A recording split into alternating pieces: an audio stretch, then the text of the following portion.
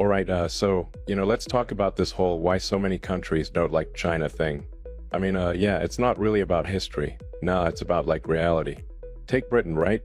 They've, fought pretty much everyone, but nobody really hates them anymore. But China, just minding its own business, growing fast, and somehow boom, everybody's mad. Why? Well, it's simple. When China grows, it messes with other people's profits. So, let's start with a fresh example. AI, yeah. You heard about that DeepSeek model, right? Like, wow, it just blew up in days in Wall Street. Total panic mode. Microsoft, down 3.5%. Amazon, oh boy, first hour, bam, minus 0.24%. Oracle, dropped 8%. Nvidia, a massive 17% crash. And get this, $589 billion in market value just poof, gone. Like the biggest one-day market wipeout ever. You think those CEOs, investors, even the regular employees are happy about this? Nope. Not one bit. Alright, let's roll back a bit. 1994. China's going big on infrastructure, subways, tunnels, you name it. But they needed better tools, so they shelled out 700 million yuan, crazy money back then, to buy used tunnel boring machines from Germany. And oh boy, those German engineers, total jerks. They were like, even in 100 years, China won't make one of these. Oh yeah, about that. By 2008, China built its own tunnel boring machines. By 2020, boom, 1,000 units, all locally made. And at a fraction of the cost, like 25 million renminbi per unit, maybe 50 million for the fancy ones. And Germany? Yeah, no one's buying theirs anymore. So yeah, they're pissed. Now check this, 2015, China's making billions of ballpoint pens, but guess what? They still had to import that tiny little ball at the tip. Crazy, right? Foreign companies were selling it for $120,000 per ton. And some people were laughing at China, saying, you can't even make a pen tip. Well, yeah, Chinese leaders, not amused. So boom, Taiyuan Steel made one single batch of the stuff. And guess what? That one batch was enough for like 650 years of global pen production. And just like that, prices dropped from $110,000 per ton to $50,000. Two out of the world's 3 major suppliers? They went bankrupt. And yeah, you bet they were mad. Now think about Sweden, small country, right? But they've got some pretty big companies.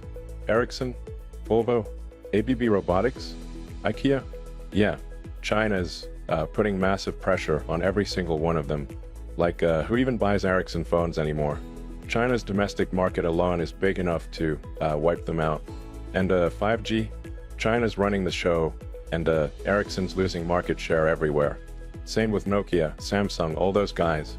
Volvo used to be a big deal, right? But now, the Chinese brands Geely, Great Wall, they made Volvo unviable and finally had to be bought out by China's Geely. ABB Robotics used to dominate Asia, but now, Chinese companies such as Airfort, Huazhou and Gree have long since broken ABB's dominant position in the Asian market and are also overwhelmingly competitive in terms of price. Then about IKEA. It used to be the king of home furniture retail in China. It was the go-to place. But while Chinese brands like Quanyu, Sophia, and Chumei, they kind of just boom, took off. And IKEA? Well, they had to, rethink their whole strategy. Like, wow, that's tough, right? And this isn't just a one-time thing. Nope. This kind of stuff is happening everywhere. It's like China gets serious about an industry and suddenly, somebody else is in trouble. Take shipbuilding. The moment China went all in South Korea, yeah, their shipbuilding giants like Samsung Heavy Industries and Daewoo, they started struggling. Orders dried up. And oh, get this, some of the orders they did get, yeah, they had to subcontract them to Chinese shipyards. Oof. And look at Germany's car industry. China's EVs are like everywhere now. And BMW, Volkswagen, Mercedes, yeah, they're gas-powered cars, not selling like they used to. And solar panels?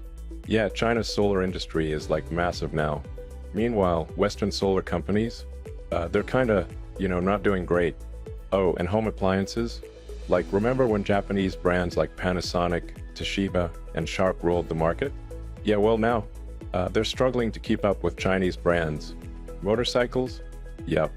China figured out electric two-wheelers, and India, Vietnam, and even Japan's big guys, Yamaha, Honda, they're all feeling the heat. And high-speed rail, like wow. China's train tech is so good now that countries are just, choosing China over France's Alstom or Japan's fancy bullet trains. Oh, real talk. Oh, and drones? Yeah, China's DJI basically owns the consumer drone market. And the US and Israel? Yeah, they're drone makers. Not super happy about that. We even tried, banning DJI just to give our own companies a fighting chance. So yeah, basically when China steps into a market, things change fast. And, for regular folks, this is great. Lower prices, more choices, all that. But for the people running these industries, yeah, not so much. They either gotta compete or, just not exist anymore. And here's the thing, when you mess with people's money, oh boy, they do not like you. I mean, nobody wants to work harder if they don't have to, right? And before, a lot of these companies were just kinda, coasting. But now, China's making them actually try. And they hate that. That's why you don't see a lot of people hating on the UK. I mean, yeah, they used to invade everyone, but now, they're just kinda there. Not a threat. So, nobody really cares. Same thing with China in the past. Back when China was weak, nobody hated China. I mean, yeah, they bullied China, but no hate. But now China's a competitor. That's why people don't like China. Meanwhile, countries in the Middle East, South America, and Africa, yeah, they love China.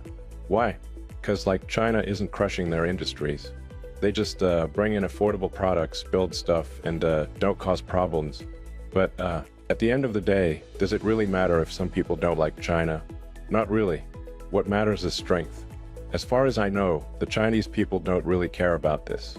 They just want to grow stronger and live a better life.